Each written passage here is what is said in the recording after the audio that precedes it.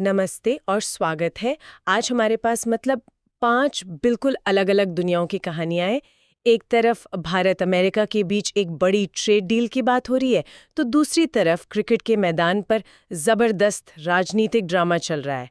हम ये भी देखेंगे कि भारत की फैक्ट्रियों का भविष्य कोयले से चलेगा या बिजली से, एआई में पैसा अब कहाँ लग रहा है और भारत की प्राइवेट स्पेस कंपनियां उड़ान भरने के लिए क्यों छटपटा रही हैं। तो चलिए सबसे बड़ी खबर से शुरू करते हैं। भारत और अमेरिका के बीच व्यापार समझौते की बात। खबर ये है कि अमेरिका ने भारतीय सामानों पर लगने वाले टैरिफ को 50% से घटाकर 18% कर दिया है। सुनने में तो ये बहुत बड़ी जीत लगती है। शेयर बाजार खुश है, रुपया मजबूत हो गया है। हाँ, खासकर कपड़ा, जूते और चमड़े जैसे सेक्टर्स के लिए जहां बहुत सारे लोग काम करते हैं, ये एक बड़ी राहत है। वो 50% टैरिफ से बुरी तरह जूझ रहे थे।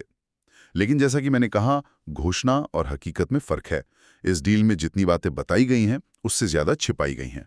जैसे कि सबसे बड़ी बात तो ये है कि ये लागू कब से होगा, इस पर कोई तारीख ही नहीं है। अमेरिकी राष्ट्रपति ट्रंप कह रहे हैं तुरंत, और हमारे वाणिज्य मंत्री पीयूष गोयल कह रहे हैं कि डिटेल्स जल्दी ही आएंगी। ये जल्द कितना जल्द होता है, ये तो हम जानते ही हैं। बिल्कुल। और ये सिर्फ वक्त की बात नहीं है। हमें ये भी नहीं पता कि ये एक छोटी सी टैरिफ कटौती है या किसी बहुत बड़ी ट्रेड डील का पहला हिस्सा। अच्छा। और यहीं पर एक बहुत ही क्या कहते हैं चौंकाने वाली बात सामने आती है जो ट्रंप ने कही है। उन्होंने दावा किया कि प्रधानमंत्री मोदी रूस से तेल खरीदना बंद करने पर सहमत हो गए हैं। बहुत बड़ा बयान है। भारत अपने कुल तेल का लगभग 1/3 हिस्सा रूस से खरीदता है। क्या हमारे वाणिज्य मंत्री ने इस पर कुछ कहा? कुछ भी नहीं। पीयूष गोयल के बयान में इस बात का कोई जिक्र तक नहीं है। अगर ट्रंप का दावा सच है तो ये भारत की विदेश नीति में एक भूचाल लाने जैसा है। रूस हमारा पुराना सहयोगी और रक्षा उपकरणों का सबसे बड़ा सप्लायर है। उससे तेल लेना बंद करने का मतलब है कि हम पूरी तरह से पश्चिमी देशों के पाले में जा रहे हैं। इतने बड़े फैसले पर तो पहले संसद में बहस होनी चाहिए। और अगर रूस से नहीं तो तेल कहाँ से आएगा? क्या वेनेजुएला से ज्यादा खरीदेंगे? सुना है कि वहां के कच्चे तेल को रिफाइन करना भी हमारे लिए एक अलग सिरदर्द है। सही कहा। और एक सवाल जिसका जवाब किसी के पास नहीं है कि इस टैरिफ कटौती के बदले में भारत ने अमेरिका को क्या दिया है। क्या हमने अमेरिकी कंपनियों के लिए बाजार खोलने का वादा किया है या कोई बड़ा खरीद ऑर्डर दिया है? सरकार बस इतना कह रही है कि किसानों और डेयरी सेक्टर को कोई खतरा नहीं होगा, लेकिन बाकी सब पर चुप्पी है। एक और बात, 18% टैरिफ के बाद भी क्या हम दूसरे देशों से मुकाबला कर पाएंगे? ये एक अच्छा सवाल है। 18% के बाद भी हमें दक्षिण पूर्व एशिया के उन देशों से थोड़ी ज्यादा दर देनी पड़ सकती है जिन्हें मोस्ट फेवर्ड नेशन का दर्जा मिला है। एक मिनट, ये मोस्ट फेवर्ड नेशन क्या होता है? ये सुनने में तो ऐसा लगता है जैसे वो देश अमेरिका का सबसे पसंदीदा है। नहीं नहीं, इसका मतलब थोड़ा उल्टा है।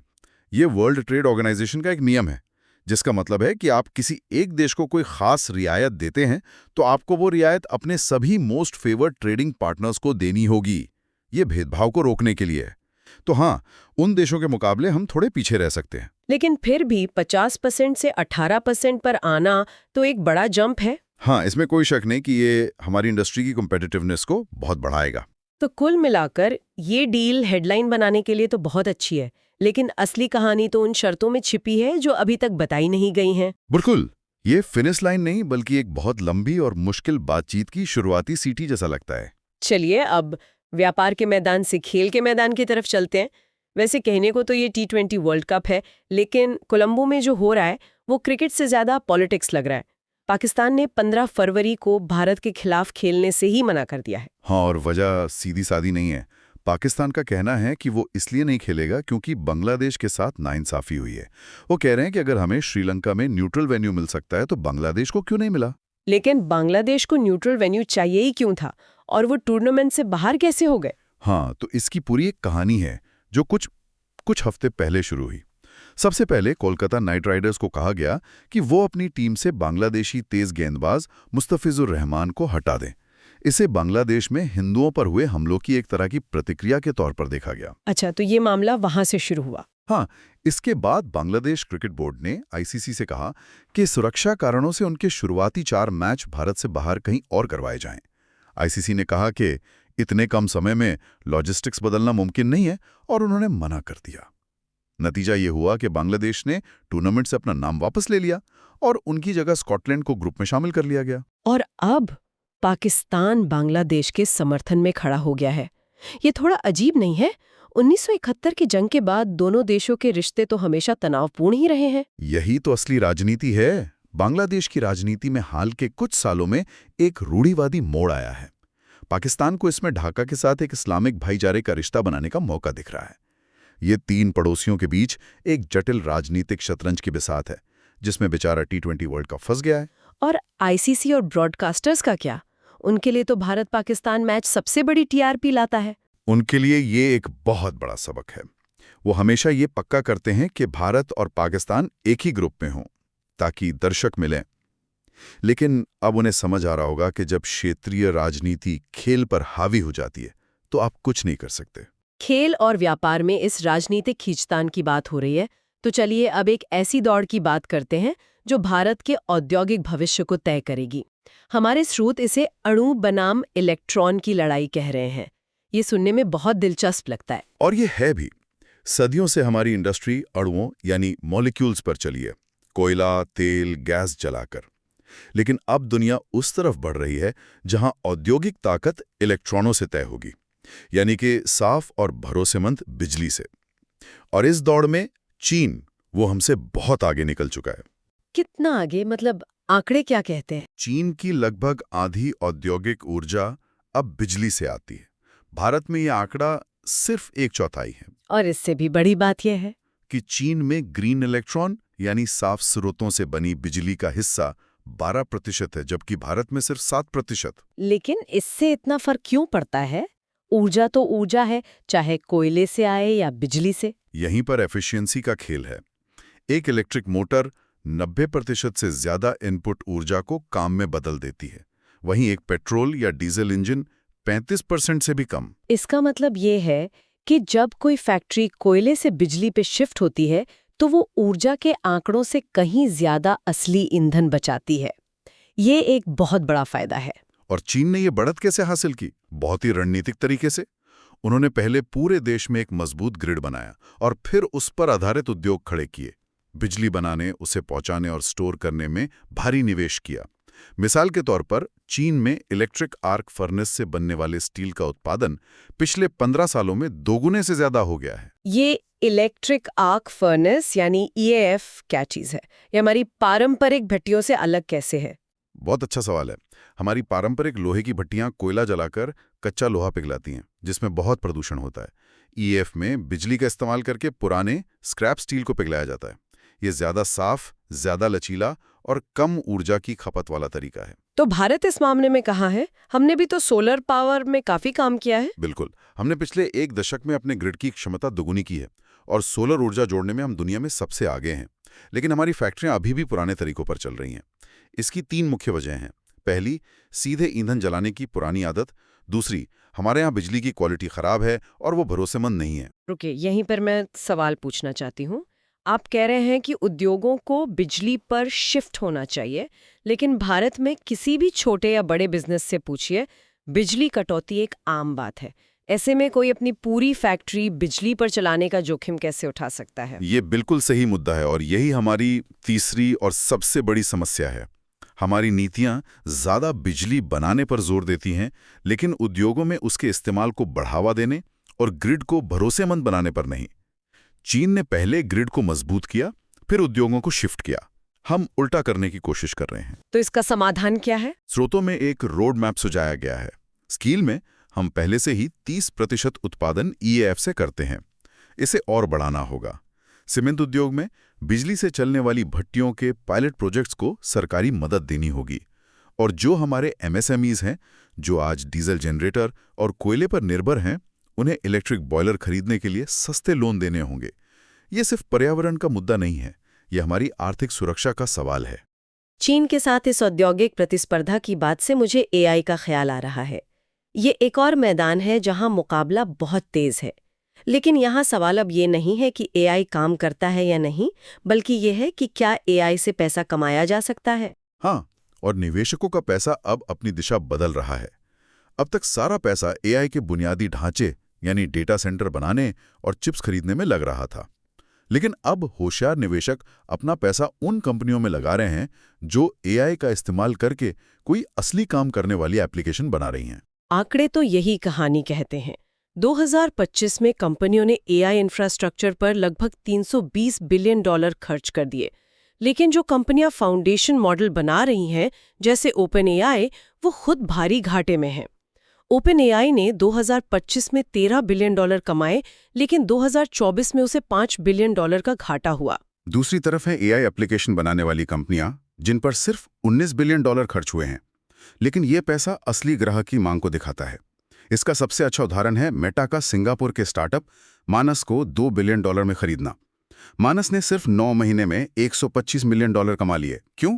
क्योंकि उन्होंने एक ऐसा एआई प्रोडक्ट बनाया जो सिर्फ चैट नहीं करता, बल्कि असल में काम निपटाता है। और असली पैसा डिपार्टमेंटल एआई में है, यानी ऐसे एआई टूल्स जो किसी एक खास काम के लिए बने हों, जैसे कोडिंग या मार्केटिंग। ने कोडिंग एप्लीकेशन पर फोकस करके एंटरप्राइज एलएलएम मार्केट का 40% हिस्सा अपने नाम कर लिया, जबकि ओपन एआई का हिस्सा 50% से गिरकर 27% रह गया। इससे एक बात साफ होती है, एप्लीकेशन ही इंफ्रास्ट्रक्चर की मांग पैदा करते हैं, उल्टा नहीं। यहाँ एक सर्कुलर फाइनेंसिंग की समस्या का भी जिक्र है। ये क्या है? ये एक बहुत ही दिलचस्प बात है। इसे ऐसे समझिए, मान लीजिए मैं आपको 100 रुपए दूं और आप मुझसे 100 रुपए की मेरी ही किताब खरीद लें, और फिर मैं ऐलान करूं कि मेरी 100 रुपए की बिक्री हुई। क्या असल में कोई नया पैसा सिस्टम में आया? नहीं, पैसा बस मेरी एक जेब से निकलकर आपकी जेब के रास्ते वापस मेरी दूसरी जेब में आ गया। अच्छा, तो माइक्रोसॉफ्ट और ओपन एआई का रिश्ता कुछ ऐसा ही है? काफी हद तक माइक्रोसॉफ्ट के अज़ूर एआई की कमाई का एक बड़ा हिस्सा ओपन एआई से आता है, जो खुद माइक्रोसॉफ्ट से ही कंप्यूटिंग पावर खरीद रहा है। ये एक बुलबुला बना रहा है। एप्लीकेशन इस चक्र को तोड़ते हैं क्योंकि वो बाहर के ग्राहकों से असली पैसा कमा कर लाते हैं। तो आखिर में बात वही है जो इंटरनेट की शुरुआती दिनों में थी। बिल्कुल, पैसा बैंडविड्थ या केबल बिछाने से नहीं बना। पैसा उन एप्लीकेशन जैसे गूगल, फेसबुक और नेटफ्लिक्स ने बनाया, जिन्होंने उस बैंडविड्थ को मूल्यवान बनाया। एआई की कहानी भी उसी रास्ते पर जा रही है।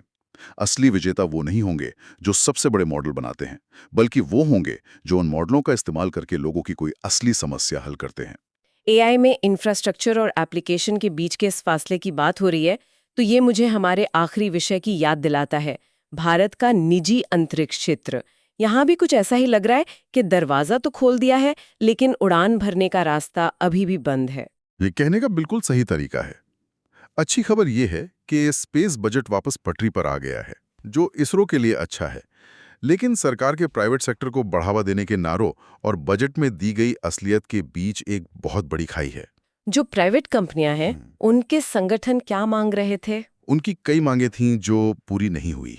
सबसे बड़ी मांग थी एक प्रोडक्शन लिंक्ड इंसेंटिव यानी पीएलआई योजना की। ये पीएलआई योजना क्या है? ये मोबाइल फोन निर्माण में तो बहुत सफल रही थी। पीएलआई एक सरकारी स्कीम है जो मूल रूप से कंपनियों को भारत में ज्यादा सामान बनाने के लिए पैसे देती है। यानी आप जितना ज्यादा उत्पादन करेंगे, सरकार आपको उतना ज्यादा इंसेंटिव देगी। स्पेस कंपनियां भी ऐसी ही एक योजना चाहती थी। दूसरी बड़ी मांग सैटेलाइट लॉन्च पर लगने वाले जीएसटी को ठीक करने की थी। जीएसटी में क्या दिक्कत है? दिक्कत बहुत अजीब है।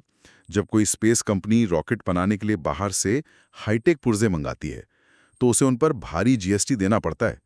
लेकिन जब वो अपना फाइनल प्रोडक्ट यानी सैटेलाइट लॉन्च सर्विस बेचती है, तो वो अक्सर टैक्स फ्री होती है। इसका नतीजा ये होता है कि वो चुकाए गए इनपुट टैक्स का रिफंड क्लेम नहीं कर पाती। इससे made in India space hardware सीधे सीधे 18% महंगा हो जाता है। अरे ये तो अपनी ही पैर पर कुल्हाड़ी मारने जैसा है। आप मेक इन इंडिया को बढ़ावा देना चाहते हैं, लेकिन आपकी टैक्स नीति उसे और महंगा बना रही है। बिल्कुल। एक और बड़ी मांग थी अंतरिक्ष क्षेत्र को महत्वपूर्ण बुनियादी ढांचे का दर्जा देने की। इससे उन्हें लंबे समय के लिए कम ब्याज पर लोन मिल पाता, जिससे उनकी पूंजी की लागत 2-3% कम हो जाती।